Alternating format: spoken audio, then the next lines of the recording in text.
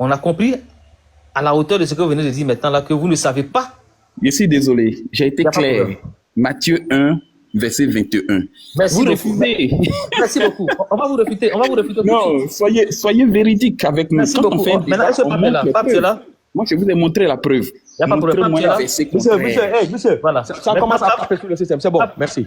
Maintenant, Pape, il faut nous lire Luc. Bon, Pape, donne le verset, puis le numéro du verset, puis lis-le, s'il te plaît. Pour qu'il comprenne. C'est Luc 1,31 et confirmé dans Luc 2,21. Merci beaucoup. Vas-y. Et puis tu vois, il a dit des choses là. Après, on va en parler. Après. On va y arriver. C'est dans Luc 1,31. Mhm. Et voici, tu deviendras enceinte et tu enfanteras un fils et tu lui donneras le nom de Jésus. Voilà. Là, il s'adresse directement. Verset 30, pour qu'il sache. Est-ce que Voilà, tu veux commencer au verset 30, Pape? On ne dit pas ici, elle tombera. On dit. Non, pas bien au verset 30. Pas bien au verset Voilà. 30, s'il te plaît. L'ange, attends, on va même commencer plus haut. Troublé Voilà. par cette parole, Marie se demandait. Un peu en haut. Voilà, un peu en haut, avant de troubler On là. monte même plus haut. Voilà. Il va comprendre maintenant comment l'ange arrive chez Marie, comment il parle à Marie et comment Marie apprend. Et que c'est bien avant Joseph. Voilà, et avant Joseph, vas-y. Parce que Joseph, c'est, elle enfantera. Marie, c'est tu tomberas enceinte. Voilà. Au 6e mois, l'ange Gabriel fut envoyé par Dieu dans une ville de Galilée appelée Nazareth, auprès d'une vierge fiancée à un homme de la maison de David nommé Joseph. Le nom de la vierge était Marie. L'ange entra chez elle et dit, je te salue toi à qui une grâce a été faite. Le Seigneur est avec toi. Troublée par cette parole, Marie se demandait ce que pouvait signifier une telle salutation. L'ange lui dit, ne crains point Marie, car tu as trouvé grâce devant Dieu. Et voici, tu deviendras enceinte, tu enfanteras un fils et tu lui donneras le nom de Joseph. Tout à l'heure là, il a dit que c'est lui qui sauvera son fils. Regardez ce que l'ange a dit. C'est ce qu'il a dit, que c'est ce qu'il a dit à Marie. Alors que c'est à Joseph qu'il a dit ça. Il sera grand et sera appelé fils du Très-Haut. Et le Seigneur, Dieu lui donnera le trône de David, son père. On peut aller dans Luc 2, 21 pour confirmer. Ok, merci beaucoup. Parce que là-bas, il y a le nom Emmanuel qui est apparu là-bas. C'est ça. On verra le nom qu'on lui a donné, c'est lequel. Voilà, c'est ça même. Vas-y, Pape. Le 8e jour. Monsieur, mutez-vous. Vous connaissez pas, mutez-vous. Non, il va te prouver que le nom a été donné. Et par la suite, toi, tu vas montrer où le nom Emmanuel a été donné. Exactement, Allons-y. merci beaucoup. Voilà. Le 8e jour, auquel l'enfant devait être circoncis, étant arrivé, on lui donna le nom de Jésus. Écoutez ce qui suit, c'est important. Nom qu'avait indiqué l'ange avant qu'il fût conçu dans le sein de sa mère. Voilà la confirmation.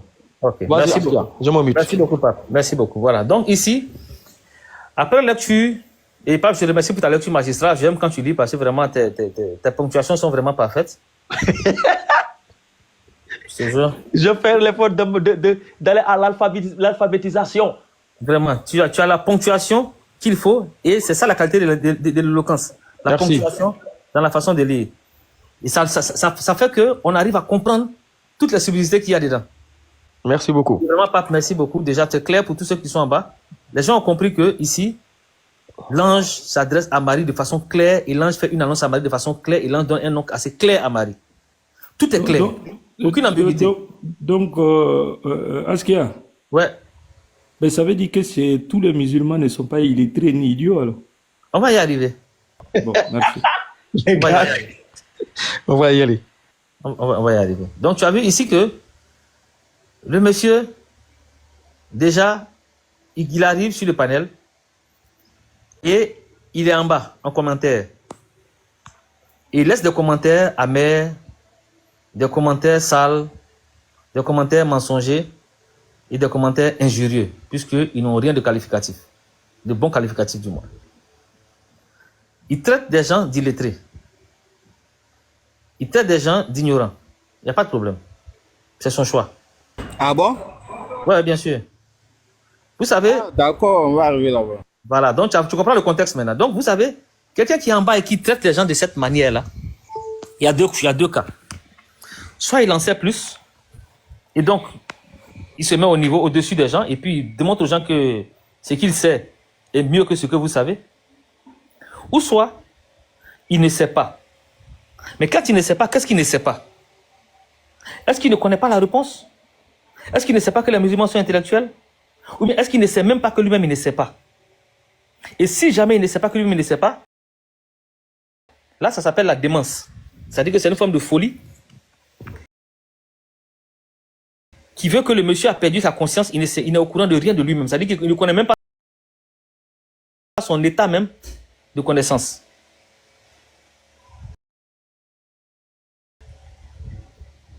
Donc, déjà, le monsieur en question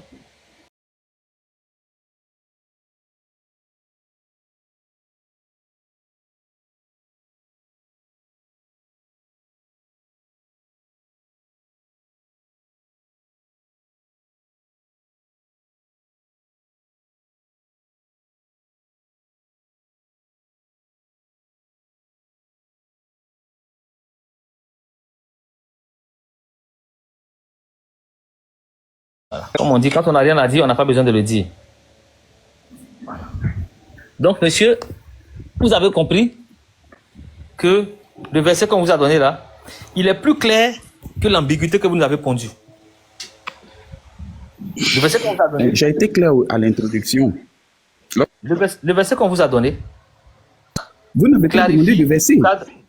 Merci beaucoup, s'il vous plaît, monsieur. Laisse-le finir. Non, en fait, Quand tu parles, il ne te coupe pas. Laisse-le finir, frère. En fait, Youssef, on a parfaitement compris son niveau d'ignorance. Maintenant, il veut nous montrer son éducation maintenant. Là, il veut nous couper la parole pour montrer que l'éducation n'est plus au niveau. Voilà. Là, il est en train de se dévoiler. Hein. C'est comme ça ils sont avec tous les chrétiens. C'est-à-dire que quand ils arrivent d'abord, la première chose que le chrétien te montre, c'est d'abord sa mauvaise foi. D'abord son ignorance. Et quand tu accroches le bloc sur son ignorance, il te montre sa mauvaise foi. Quand tu le bloques sur sa mauvaise foi, il te montre sa mauvaise éducation. Donc, on va passer toutes les étapes avec lui. D'abord, on est dans le niveau maintenant de son ignorance, c'est-à-dire que sa mauvaise compréhension des textes. Donc, il n'a pas déjà le niveau pour comprendre même la question, avant même de chercher à répondre. Parce que pour répondre à une question, il faut d'abord comprendre la question. Donc, quand il n'a pas été capable de comprendre la question elle-même, on va arriver maintenant au niveau, vous allez découvrir ça tout à l'heure, de sa mauvaise foi. C'est ça maintenant qui va nous pondre maintenant, la mauvaise foi maintenant. Et quand on va finir avec la mauvaise foi, vous allez voir que la mauvaise éducation va suivre tout de suite. Donc, monsieur, on est prêt, on est assis, on a les popcorn. Pondez-nous la mauvaise foi maintenant, on va aller. Parce qu'on vous a donné une réponse. Et qu'est-ce que vous avez à dire de ça?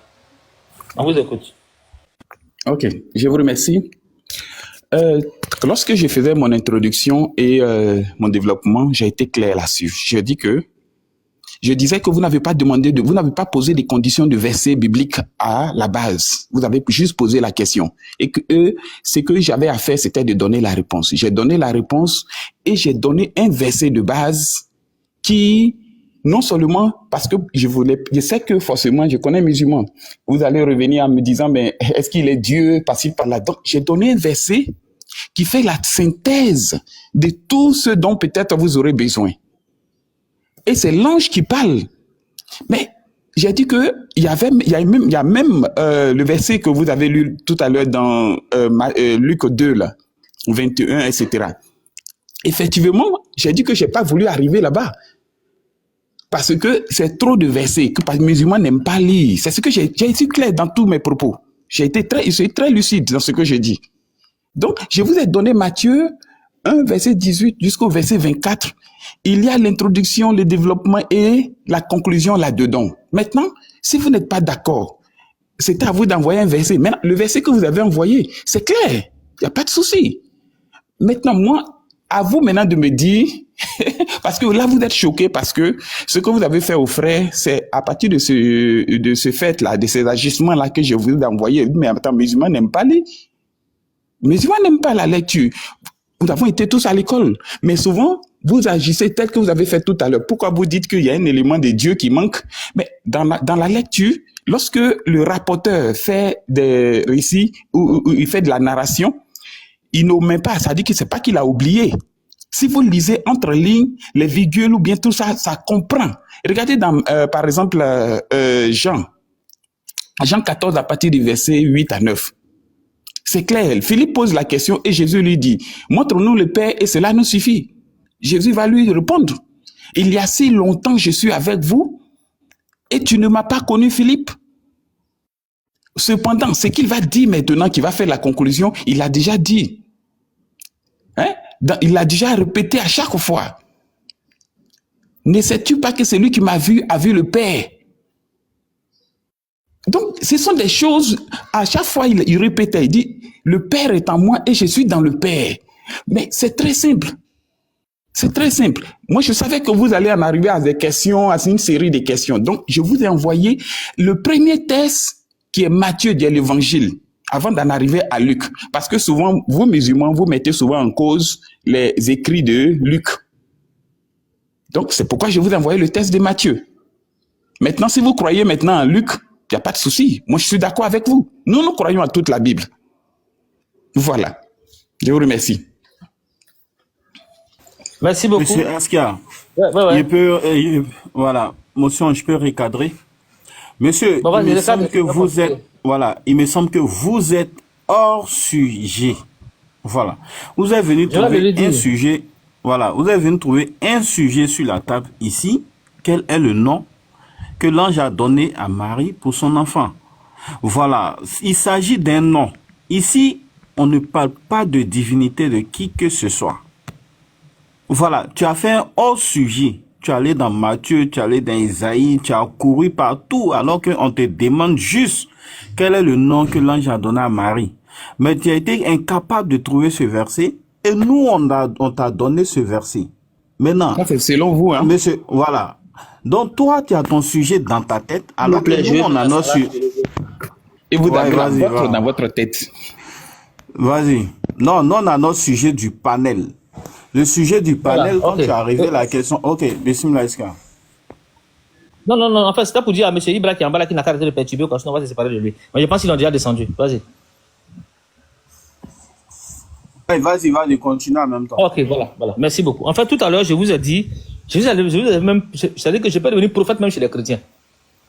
Parce que jamais. Je vous ai annoncé déjà. Bas les faux prophètes. S'il te plaît, monsieur, arrêtez. Monsieur, arrêtez-vous. Vous ne faites que confirmer ce que je dis dans votre comportement là. Tout à l'heure, je vous ai dit quand tu parles, nous tous, on était mutés. Bismillah. Je vous ai dit que le monsieur va vous prendre sa mauvaise foi. Et la mauvaise foi, c'est quoi? Ça commence par quoi? Faire des procès d'intention. Quand il vient dire non, vous n'allez pas faire ça. Il nous colle des procès d'intention comme on ne va pas croire en lui, comme si on a dit qu'on ne croit pas en lui. Non. Allez, parce que les musulmans ont l'habitude de faire. Non, ça, c'est des procès d'intention. On vous a posé une question claire. Répondez à la question claire. C'est si on n'accepte pas votre question, vous nous proposez quelque chose d'autre. Mais avant même d'avoir répondu déjà, vous avez voulu anticiper ou je ne sais pas quoi. Si toutefois que ce serait une justification pour vous. Mais vous avez carrément répondu au sujet et vous vous rendez compte maintenant que non, on vous donne un verset de Luc pendant que vous pensiez qu'on n'allait pas accepter Luc. Pensez qu'on n'allait pas accepter et nous on vous donne un verset de Luc, ça vous dit que vous avez collé un procès d'intention et ça, c'est de l'ordre de la mauvaise foi. J'ai dit aux gens, j'ai dit que quand vous allez monter le niveau de votre ignorance, la seconde étape, ça s'appelle quoi? La mauvaise foi. Et la troisième étape, c'était la mauvaise éducation. À peine j'ai commencé à parler, vous m'avez coupé la parole. Ça, c'est un problème éducatif. Mais on est habitué. Vous n'êtes pas le premier chrétien, vous n'êtes pas le deuxième. Pour votre gouverne, vous êtes la 4286e personne à intervenir ici. Depuis le 30 décembre. Donc, l'expérience des chrétiens, on l'a. Mais on préfère rester dans une approche protocolaire académique. Quand vous arrivez, on considère que vous n'êtes jamais passé, on ne vous connaît pas, on vous salue, on fait les civilités, on fait les amabilités, on vous pose la question, on se charge si vous connaissez la question, si oui, on vous pose la question, sinon on vous présente la question, et puis on vous demande de répondre. On ne vous colle pas de procès d'intention, on ne sait même pas si vous connaissez ou vous ne connaissez pas, nous, ce n'est pas notre problème. On vous pose toutes les questions pour que ce soit clair pour vous et pour ceux qui vous écoutent. Ici, messieurs, le débat n'est pas la divinité. Le débat est quel est le nom que l'ange a donné à Marie pour son fils dans la Bible. C'est scientifique, scolastique, académique, intellectuel. C'est simple. Le nom que l'ange a donné à Marie pour son fils dans la Bible, vous justifiez ça avec un verset. Et le verset doit être capable de répondre à toutes les clés de l'énoncé. la conversation, l'annonceur, le récepteur, le sujet, l'objet de la conversation, le nom qui a été donné. Et en ce moment maintenant, on vous demande maintenant de justifier. Mais quand vous n'êtes pas capable de donner tout ça, et vous partez aller dans un autre sens, parce que peut-être que vous avez envie de faire le débat sur la divinité, c'est pas ce qu'on vous a demandé. Ici, on ne débat pas sur la divinité. Ici, nous, on ne débat pas sur la divinité. Ça, on ne le fait pas ici. Si on le fait, c'est soit peut-être en nous ou bien pour blaguer. Mais l'objet du panel, c'est la question clé, qui est quel est le nom que l'ange a posé à Marie pour son fils dans la Bible. C'est ça qui est l'objet du panel. Et quand on vous pose cette question-là, ce n'est même pas parce qu'on a envie de parler de divinité, non. On n'arrivera même pas là-bas. On a envie de savoir le nom que l'ange a donné à Marie pour son fils dans la Bible. Est-ce que vous le savez? Si oui, justifiez-le. Là est la question. Il y a plusieurs questions à poser. Hein. Il y a plusieurs questions à poser, mais c'est celle-là que nous on a choisie. Et on veut la réponse à cette question-là. Pas la réponse à une autre question, ou bien pas pour satisfaire la libido de quelqu'un. On a posé une question. Chacun a ses fantasmes, mais on ne va pas se servir de notre question-là pour réaliser ses fantasmes. Non. On reste dans notre question, on répond à la question, avec le cadre de la question, circonstanciellement, et avec les mots qu'il faut.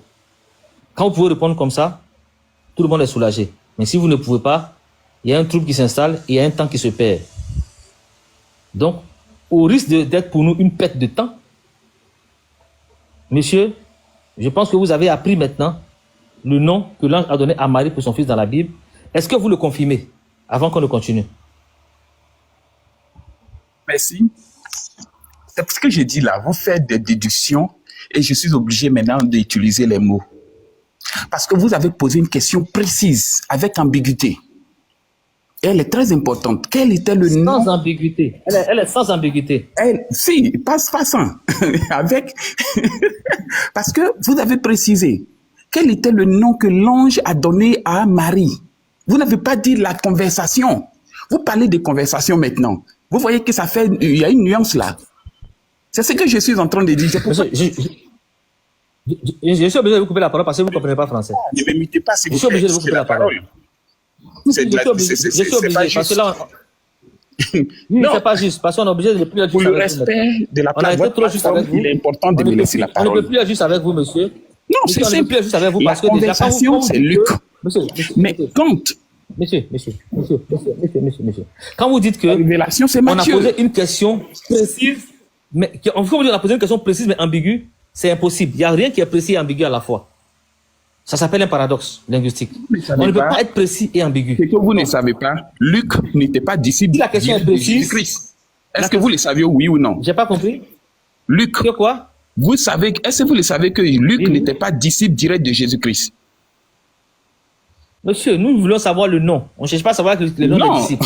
Voilà. Quel est le nom Donc, que en ce l'on a moment, dans quand je vous la rapporte question. les récits de Matthieu, ne refusez pas. Maintenant, si vous refusez, et moi, Askia. si je vous dis que non, Askia, c'est peut-être de Luc que vous avez Il y a Oussas qui comme... Ah bon, d'accord. Puisque c'est son sujet, je pense. Ah, ok. Je pensais que ça voulait parler. Allez, vas-y. S'il vous plaît, je dis ne me mutez pas. Ok. Allez, vas-y. Je suis assez majeur pour Non, il y a m'imiter l'autre du panel. L'autre du panel faisait signe à la caméra. Vous voyez pas qu'il a fait une caméra, il est en train de faire signe. Donc, on a voulu comprendre ce qu'il voulait nous dire. C'est pour ça qu'on a battu. Depuis, il fait signe, vous ne vous taisez pas. Il n'a pas voulu prendre la parole, il faisait des signes. D'accord, il n'y a pas de souci. Quand vous Je vous taisez laisse pas, on a aller. vous imiter pour qu'il parle. Monsieur Roger, Voilà, merci beaucoup. Monsieur Roger, Marie, elle a reçu un nom, oui ou non? Non, il a compris avec le verset qu'on a donné, il a compris maintenant. Marie a reçu un nom. Non, mais il est en train de parler de Non, vous voulez que je conversation. réponde par tic au tac, il n'y a pas de souci, allez-y. Oui, Marie a reçu un nom où? Dans quel passage de la Bible? Mais je vous l'ai dit tout à l'heure, elle a reçu, Est-ce que c'était par une conversation entre elle et l'ange? bien sûr. Non, il n'a qu'à Est-ce que donner c'était au le cours d'une passage conversation? d'abord. Non, mais on n'a pas parlé de ça tout à l'heure. Est-ce que c'est au cours d'une conversation? Roger, Oui. est-ce que quand Marie a reçu le nom là, c'était au cours d'une conversation? Ou bien c'est pas une lettre? Ou bien c'est pas c'est une conversation qu'elle a eu avec l'ange C'est directement? une conversation. Voilà. Donc déjà pour dire, voilà, merci beaucoup. Pour dire que notre question est claire, notre question parle d'une conversation qui a eu entre l'ange et Marie, et à l'issue de cette conversation-là, il y a un nom qui est sorti. Donc, comme je dis, on ne peut plus être clair que cette question-là. Il n'y a pas quelque chose qui peut être plus clair que la question. Il y a eu la conversation de l'ange et Marie. S'il vous plaît, monsieur, s'il vous plaît, s'il vous plaît, s'il vous plaît. Le nom, uniquement que le nom. S'il vous plaît, s'il vous plaît, s'il vous plaît, s'il vous plaît, s'il vous plaît, s'il vous plaît. Tout est niveau de compréhension, c'est ce que j'ai dit tout à l'heure. Non, J'ai dit il y a un niveau intellectuel. C'est de ça qu'il a l'ambiguïté interne. Merci beaucoup. Merci, je vous ai fermé le micro pour ne pas que vous me coupez la parole. Parce qu'on est en train de passer maintenant à la troisième étape, le niveau de l'éducation.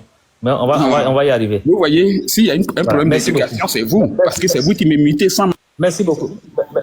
Merci beaucoup. Je suis obligé de vous muter, monsieur, parce que vous ne pouvez pas me laisser parler. Quand je suis en train de parler, que vous parlez à la fois, je vais vous muter. Merci beaucoup. Monsieur, ici, vous avez dit que on va laisser tout ce qui est passé et on va passer à la deuxième étape parce qu'on vous a maintenant donné le verset et vous n'avez pas contesté le verset. Donc, vous êtes d'accord avec le verset. Donc, on va passer à la deuxième étape. La deuxième étape, c'est quoi? Le nom que vous nous avez donné, toi disant Jésus. Où est-ce que vous l'avez lu? Où est-ce que vous le lisez? Je vous en prie, monsieur. Reprenez votre question parce que... Voilà, merci beaucoup. C'est important qu'on précise. Le nom que vous avez lu, ou bien on l'a lu pour vous et vous avez accepté. Donc je suppose que vous le connaissiez comme vous nous l'avez essayé de nous faire croire en médecin après la mort. Donc on considère que vous connaissez la réponse puisque vous avez dit après coup que vous saviez la réponse mais vous n'avez pas voulu nous la donner. C'est intentionnel, on ne fait pas des procès d'intention ici. Mais nous on est factuel. On voit ce qu'on reçoit.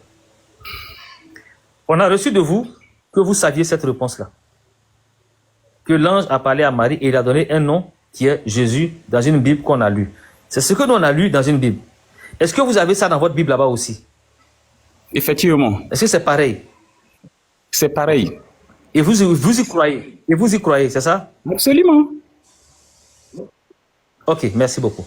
Et si vous y croyez, la Bible que vous lisez là, c'est quelle série de la Bible? C'est quelle version, si vous pouvez être précis? Nous prenons toutes les versions. Non, celle que vous avez en main, dans laquelle vous lisez pour nous répondre. Je n'ai pas une Bible en main. C'est matin, c'est Darby. Non, j'ai pas une Bible en main. Je suis au travail, donc je n'ai pas ma Bible ici. La Bible que vous avez à la maison, c'est quoi? C'est Darby, matin, c'est quoi? C'est Louis II et ainsi de suite. C'est quel vous avez? J'ai Darby, j'ai français courant, j'ai Louis II, j'ai tout. Ok, c'est parfait. Donc, on va prendre Louis II et Darby. Est-ce que Louis II a écrit une Bible ou est-ce qu'il a traduit une Bible?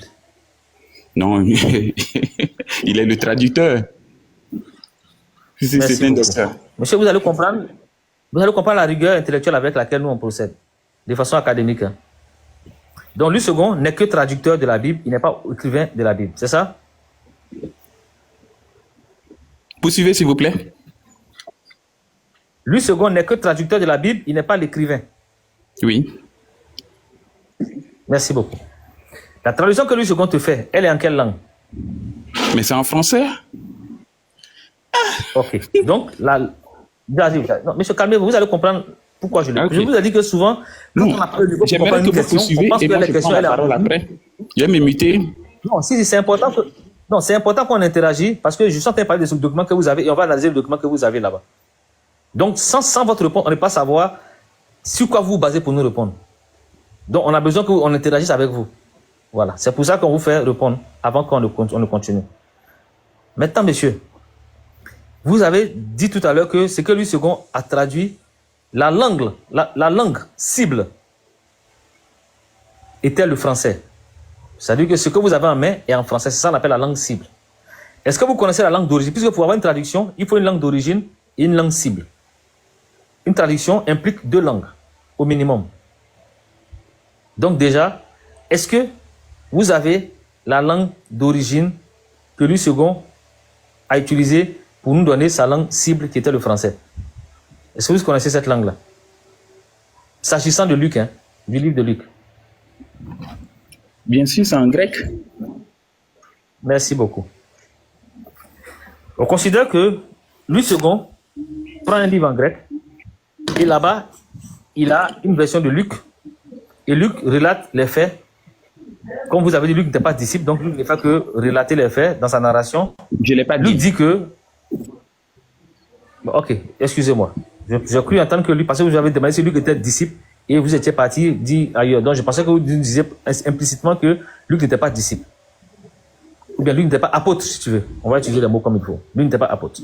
Et ça, c'est clair. Et donc, tapoter ou bien pause. Oustaz Kamara, tu dis qu'on n'a qu'à tapoter. Il n'a qu'à tapoter, il faut faire le... Ok, bon, il faisait le signe, il n'y a pas de problème. Je pense que Oustaz Kamara veut que vous tapotez au maximum et vous partagez parce que là, on n'a que 22 000 par tapotage, donc ce n'est pas suffisant. Il faut stabiliser le live. Bon, ok, c'était une parenthèse. Donc, monsieur, Luc écrit en grec. Et qu'est-ce que Luc écrit en grec au sujet du nom? Parce que il est sûr que ce que Luc a écrit en grec, là, le son pour le nom n'est pas le même son que pour le nom en français. Est-ce que vous pensez que c'est le même son? C'est la même vocalisation du nom en français comme en grec? Est-ce que vous pensez que c'est la même vocalisation? C'est ce que je dis. Les langues, la prononciation des langues n'ont pas le même son. C'est tout à fait normal. Monsieur, est-ce que c'est la même vocalisation? Vous pouvez dire oui ou non, c'est fini, on continue. Est-ce que c'est la même vocalisation? Mais c'est ce que j'ai répondu tout à l'heure. Vous voulez qu'on réponde de manière intellectuelle? Non, répondez oui ou non. Vous dites que vous n'êtes pas d'accord. Est-ce que c'est la même vocalisation? Mais j'ai dit qu'ils n'ont pas les mêmes Monsieur, sons. écoutez, je vais vous donner un exemple. Monsieur, est-ce que vous savez comment on dit Jésus en allemand?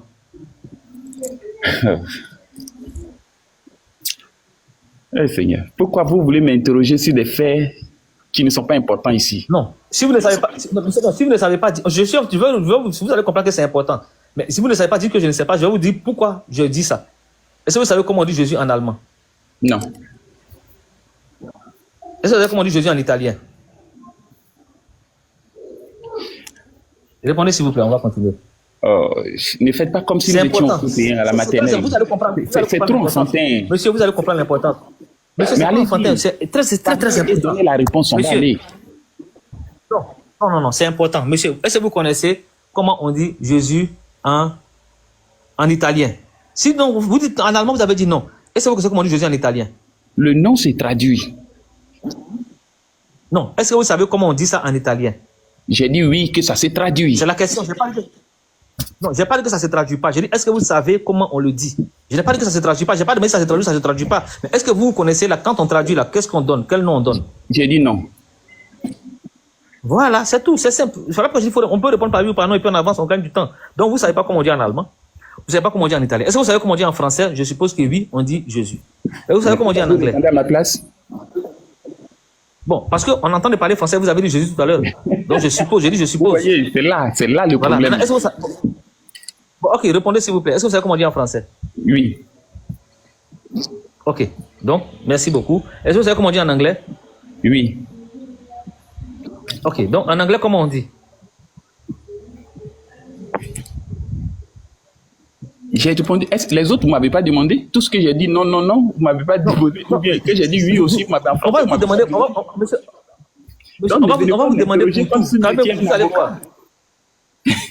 Monsieur, calmez-vous. Non seulement je vais vous demander pour tout, et je vais vous dire même ce que vous ne savez pas. Donc répondez calmement. Comment on prononce ça en anglais? Vous allez comprendre quelque chose que vous avez répondu sans savoir que vous avez fait une erreur. C'est parce que je veux aller de façon très académique pour vous faire réaliser l'erreur que vous avez commise. Moi, je Donc, vous laisse finir. Comment on prononce en anglais? Je vous laisse finir. Comment on prononce en anglais? Je ne vais pas répondre. Vous finissez. Vous interagir. Comment on prononce en anglais? Monsieur, comment on prononce en anglais, s'il vous plaît? Non, je ne vais pas vous suivre dans cette logique-là. Je vous laisse finir. C'est et si vous important. m'interrogez, je prends parole. Je préfère. Je vais vous expliquer pourquoi j'ai fait cette démarche-là. Vous avez dit tout à l'heure que quand on traduit, forcément, quand on traduit une langue à une autre langue, forcément, le son change. Je voulais vous montrer que dans certains cas, le son change et dans certains cas, le son ne change pas. C'est pour ça que j'ai pris ces 4 langues-là. Et vous allez vous rendre compte qu'il y a des langues où le son change et des langues où le son ne change pas. Non, il y a des langues, il y a des sons où les langues où le son ne change pas. Donc, le changement de langue n'implique pas forcément le changement de son. Donc, monsieur, pour revenir à la question, si vous avez compris ça, pour revenir à la question, est-ce que en grec, le son est le même qu'en français? Non. Voilà. Et ce qu'on vous a demandé, c'est parce que vous n'avez pas voulu répondre à ça simplement qu'on a dû faire ce détour-là. Si vous répondez aux questions simplement, on va aller vite et on va gagner du temps. Je vous le dis tout le temps. Donc, monsieur, en grec, quelle est la prononciation en grec? Voilà le souci. C'est ce que je disais là. Je ne vais pas vous suivre dans cette logique. Finissez, vous me posez une question, moi je Monsieur, réponds. quelle est la prononciation Je en prends la grec? parole. Monsieur, quelle est la prononciation en grec? Si vous ne le connaissez pas, vous dites que vous ne le connaissez pas, on va continuer. Parce que là, maintenant, on est passé maintenant de la phase où on était tout à l'heure là. On parle entre Louis II et le document que Louis II a traduit. Louis II a traduit à partir du grec, ça c'est vos propos. Maintenant, le grec, quand il a traduit dans le grec là, est-ce que la vocalisation était la même qu'en français au sujet du nom? Moi, je vous laisse finir et vous m'interrogez, je parlerai. Monsieur, mais je ne vais pas vous suivre dans cette pour la logique. dernière fois, monsieur, pour la dernière fois, je vous interroge.